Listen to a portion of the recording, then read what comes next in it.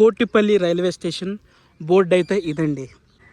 అప్పట్లో టికెట్లు ఇక్కడ ఇచ్చేవారనమాట. అప్పట్లో ఇది టికెట్ కౌంటర్ అనుకుంటా. ద్రాక్షారామం రైల్వే స్టేషన్ అయితే ఇదనమాట. ట్రైన్ అక్కడ ఆపుకుని దిగి గేట్ వేసుకుని మళ్ళీ ఇలా తీసుకొచ్చి ఇక్కడ ఆపి మన రైల్ బస్కి నెక్స్ట్ స్టాప్ వచ్చేసి Kotipalli Ramachandrapuram railway station.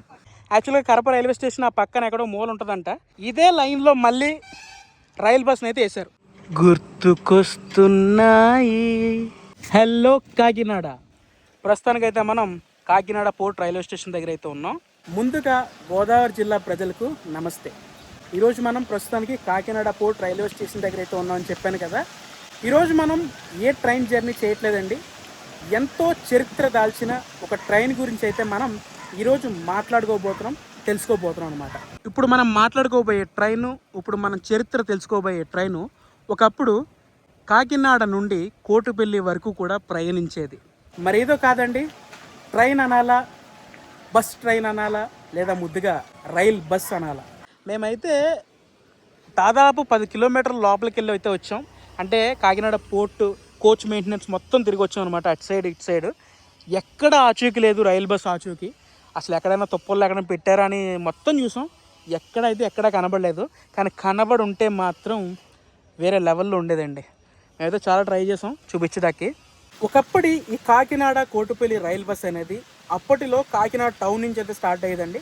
Kakinada town నుంచి స్టార్ట్ అయిన తర్వాత కోటిపల్లి వరకు నడిచేది.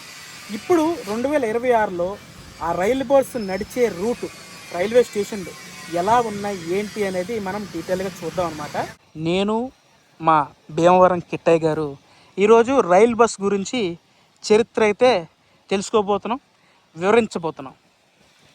బండి మీద రయ్యా లేట్ అయిపోయింది రారయ్యా.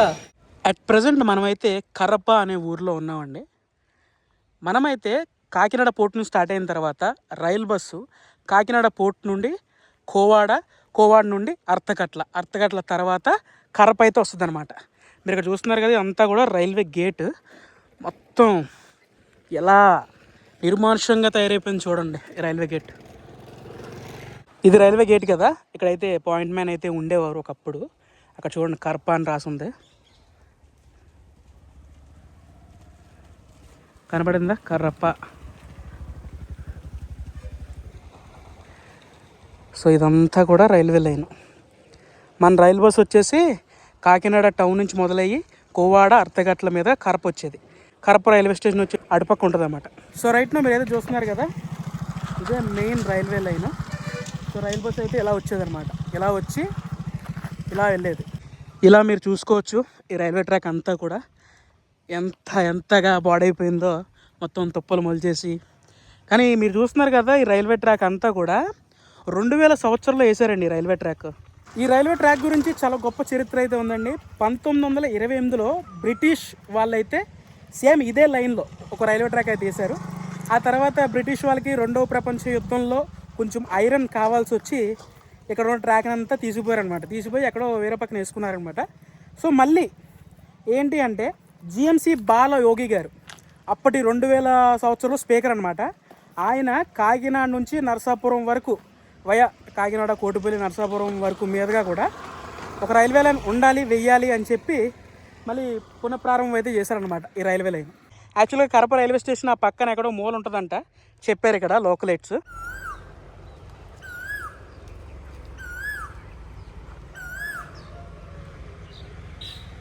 ప్రజెంట్ అయితే మనం వేలంగి అనే ఊర్లో అయితే ఉన్నామండి. కరప నుంచి మనం వాకాడ దాటుకుని వేలంగికి అయితే వచ్చాం. మీకు దూరంగా కనబడుతుందా ఒక రైల్వే బ్రిడ్జ్? ఆగండి కనబడుతుంది. Velangi railway bridge. అలా ప్రయాణించేది మన రైల్ బస్. ఇంకా క్లోజర్ లుక్ బ్రిడ్జ్ది. మీకు ఇందాక బ్రిడ్జ్ చూపించాను కదా, అది వేలంగి బ్రిడ్జ్. అండ్ మీరు ఇప్పుడు ట్రాక్ చూస్తున్నారు కదా, ఇదంతా కూడా వేలంగి నుండి మనం నరసవరపేట వెళ్ళే లైన్ అనమాట. సో ఇటుపక్క అయితే వేలంగి, ఇటుపక్క నరసాపురపేట. ఇదంతా మెయిన్ రోడ్డు. ఇక్కడైతే అప్పట్లో గేట్ వేసేవారు. ప్రజెంట్ మనమైతే రామచంద్రపురం దగ్గర అయితే ఉన్నామండి.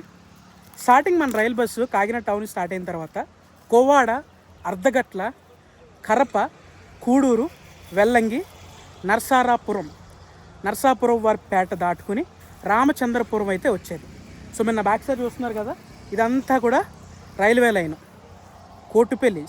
Kakinada Kotipalli main line.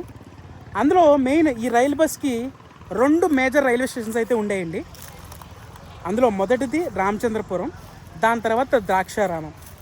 ఈ ట్రైన్కి ఎక్కువగా మెయిన్ 2 స్టాపులు రామచంద్రపురం, ద్రాక్షారామం. మీరు చూసుకోవచ్చు రామచంద్రపురం దగ్గర రైల్వే ట్రాక్ పరిస్థితి అయితే ఎలా ఉందో. ఎలా ఉందన్నమాట. మొత్తం ఎక్కడ చూసినా సరే తుప్పలు అయితే మొలిచేసినాయి. 2000 సంవత్సరంలో ఈ రైల్వే ట్రాక్ పైన రైలు బస్సు నడవక ముందు ఒక 5 బోగీలతో ట్రైన్ అనేది తిప్పేవారండి ఇదే రైల్వే ట్రాక్ పైన. కానీ అప్పట్లో ఇలా ఉండేది కాదు. అప్పట్లో చూసిన వాళ్ళకి తెలుస్తుంది దీని పూర్వ వైభవం. ఇప్పుడైతే ఎలా ఉందన్నమాట. సో స్టార్టింగ్లో మన చేతిలోకి వచ్చిన తర్వాత మన ఇండియన్ రైల్వేస్ సో ఇలా ట్రాక్ అయితే వేసారు. ట్రాక్ వేసిన తర్వాత అప్పట్లో 5 బోగీలు అయితే నడిచేవి ఈ ట్రాక్ పైన. 5 బోగీలు విత్ ఇంజన్ ఇలాగా కోటిపల్లి దాకా వెళ్ళేది. కోటిపల్లి నుంచి మళ్ళీ కాకినాడ వచ్చేసేది. సో దాని తర్వాత జనాలు అందరూ అంతా ప్రయాణించట్లే ట్రైన్లో, అందరూ కూడా బస్సుని ఎక్కువ ప్రిఫర్ చేసేవారు అప్పట్లో అని చెప్పి ఇదే లైన్లో మళ్ళీ రైల్ బస్ని అయితే వేశారు. సో రైల్ బస్ అనేది ఈ ట్రాక్ పైన నడిచేదనమాట. ఇదిగోండి Ramachandrapuram railway station. First of all Ramachandrapuram railway station చూసాక మాటలు లేవండి. ఎంత ఎంత అందంగా ఉందంటే అంత అందంగా ఉంది రైల్వే స్టేషన్. అసలు చుట్టుపక్కల ఏరియా చూడండి మొత్తం. అక్కడ ఉంది ట్రాక్, ఇది రైల్వే స్టేషన్. ఎంతో చరిత్ర ఉంది ఈ రామచంద్రపురం రైల్వే స్టేషన్కి. మనమైతే రామచంద్రపురం రైల్వే స్టేషన్ లోపలికి అయితే వెళ్ళిపోదాం.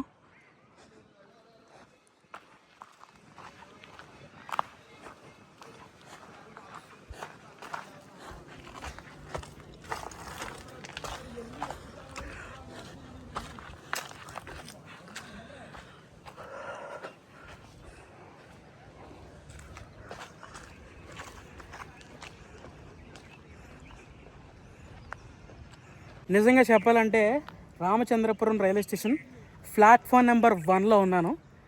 మీరు వెనకాల చూసినట్లయితే రామచంద్రపురం రైల్వే స్టేషను అండ్ ఇటుపక్క రైల్వే ట్రాక్స్ అయితే ఉన్నాయి. టోటల్గా 2 ఉన్నాయి.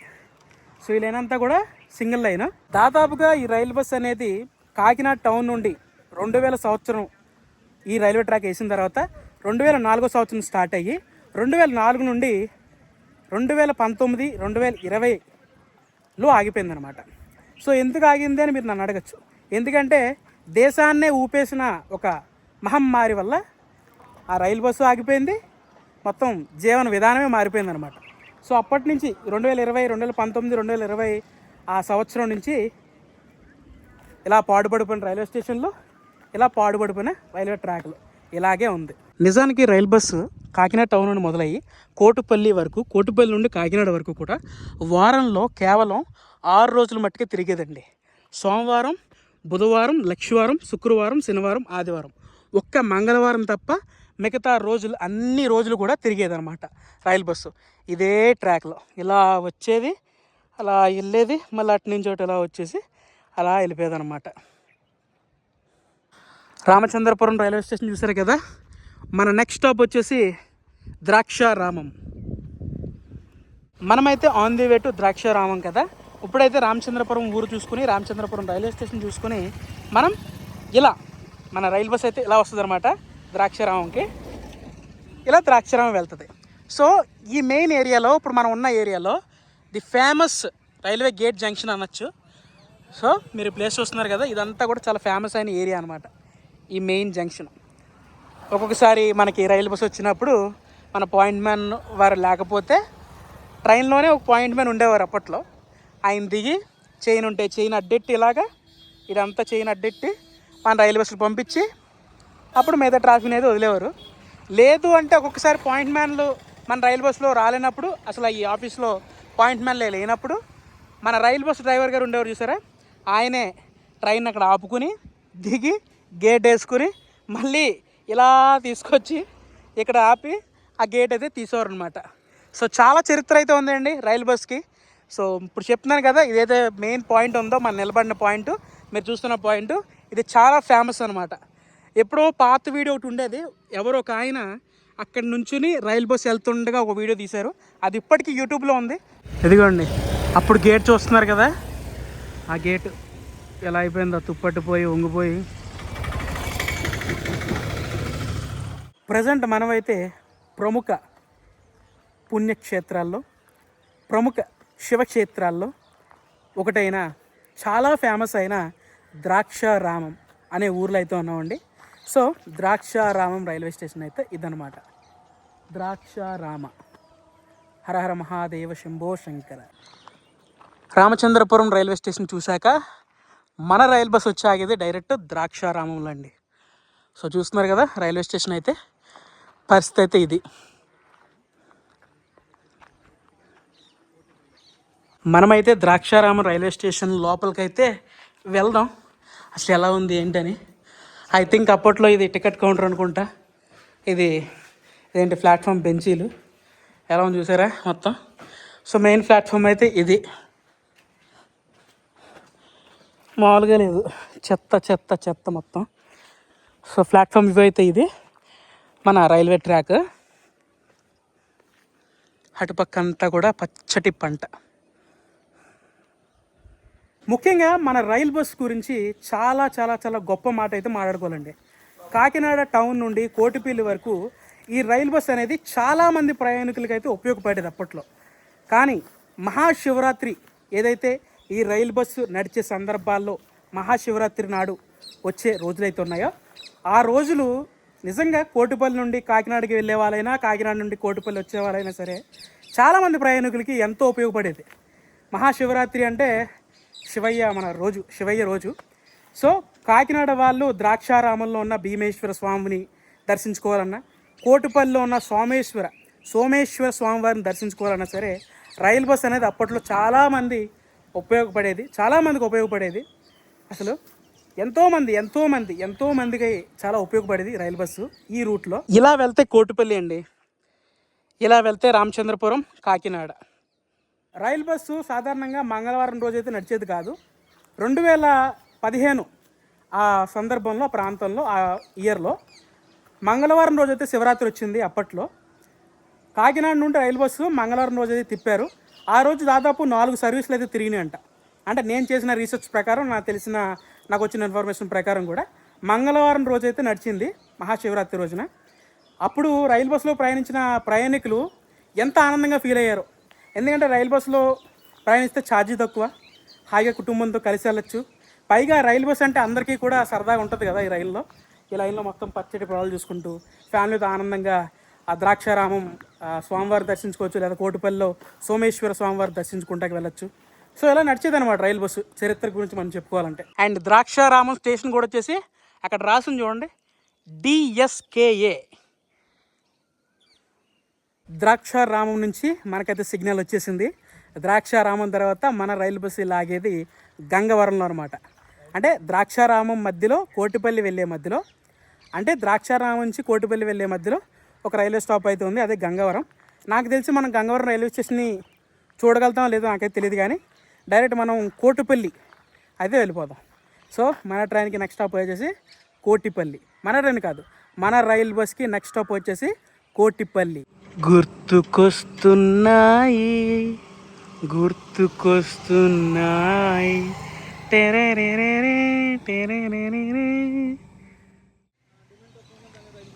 ఎంతోమందికి ఇష్టమైన, ఎంతోమందికి మనసుకు నచ్చిన కోటిపల్లి రైల్వే స్టేషన్ బోర్డు అయితే ఇదండి.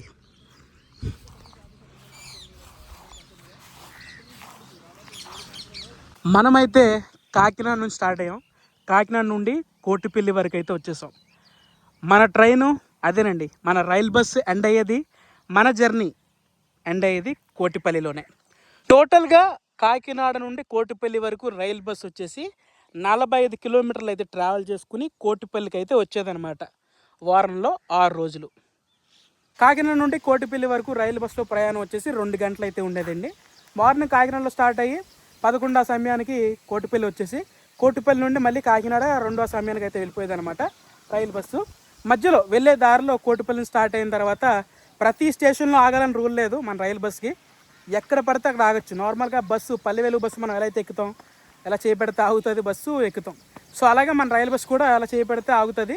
ట్రాక్ దగ్గర నుంచి ఉంటే, ట్రాక్ పక్కన నుంచి ఉంటే రైలు బస్సు చేపెడితే ఆగుతుంది, ఎక్కించుకుని వెళ్ళిపోద్ది.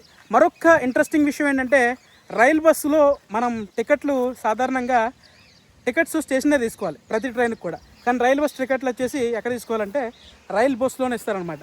మనం రైలు బస్సుని నడిపే డ్రైవర్ గారు ఉంటారు కదా, ఆ డ్రైవర్ గారే టికెట్లు అయితే ఇస్తారు. సో అప్పట్లో అలా నడిచేదనమాట. టికెట్స్ విషయం గురించి కానీ, రైలు బస్సు సమయం గురించి కానీ, లేదా కోటిపల్లి రైల్వే స్టేషన్ గురించి కానీ మీరైతే చూశారు, నేనైతే వివరించాను, మీరు తెలుసుకున్నారు. అదంతా బాగానే ఉంది, అన్నీ బాగానే చెప్పు. కాకినాడ నుండి కోటిపల్లికి రైలు బస్సు టికెట్ ధర ఎంత అని చెప్పలేదేరా అని మీరు నన్ను అడగచ్చండి. నాకున్న ఇన్ఫర్మేషన్ ప్రకారం ఇది రైటో రాంగో నాకైతే తెలియదు, కానీ చెప్తున్నాను. కాకినాడ నుండి కోటిపల్లి వరకు రైలు బస్సులో టికెట్ వచ్చేసి పర్సన్కి 10 రూపాయలు అయితే ఉండేదన్నమాట. కాకినాడ నుండి కోటిపల్లికి 45 కిలోమీటర్లు 10 రూపాయలు అయితే ఛార్జ్ చేసేవారు అప్పట్లో అంటే 2004 నుంచి 2019-20 ఆ సమయంలో. కోటిపల్లి రైల్వే స్టేషన్ ఒకసారి 360 డిగ్రీ వ్యూ అయితే మీకు చూపిస్తాను, చూసేయండి.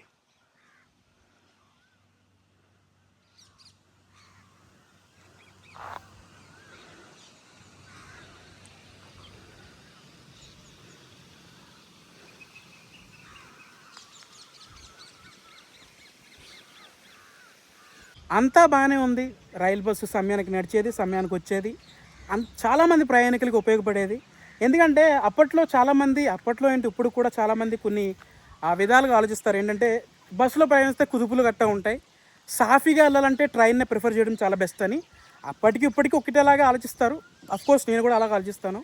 బస్ కన్నా ఎక్కువ నేను ట్రైనే ప్రిఫర్ చేస్తాను, అది మీకు తెలుసు. అప్పట్లో నిజంగా కోటిపల్లి నుండి కాకినాడ వెళ్ళాలంటే రోడ్లు అయితే మటుకు కొంచెం అటు ఇటుగా ఉన్నాయి అప్పట్లో. సో ఆ కుతుపుల్లో వెళ్ళడం కన్నా హాయిగా రైలు బస్సు ఎక్కేస్తే వెళ్ళిపోతాం కదా అని చాలామంది ప్రిఫర్ చేశారు రైలు బస్సుని.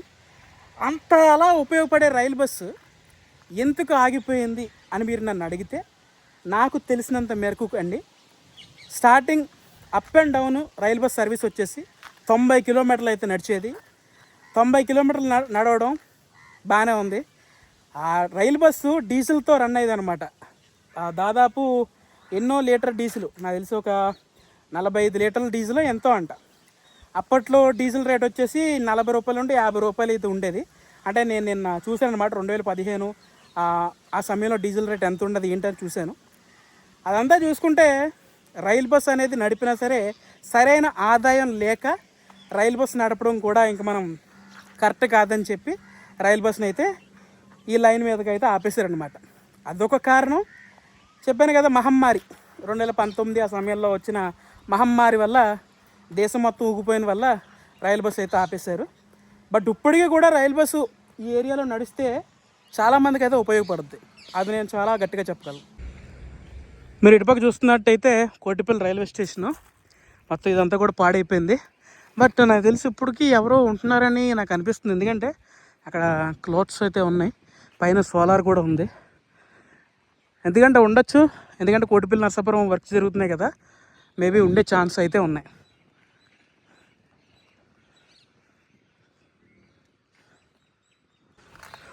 ఒకసారి మనం స్టేషన్ లోపలికి వెళ్ళే ప్రయత్నం అయితే చేద్దాం.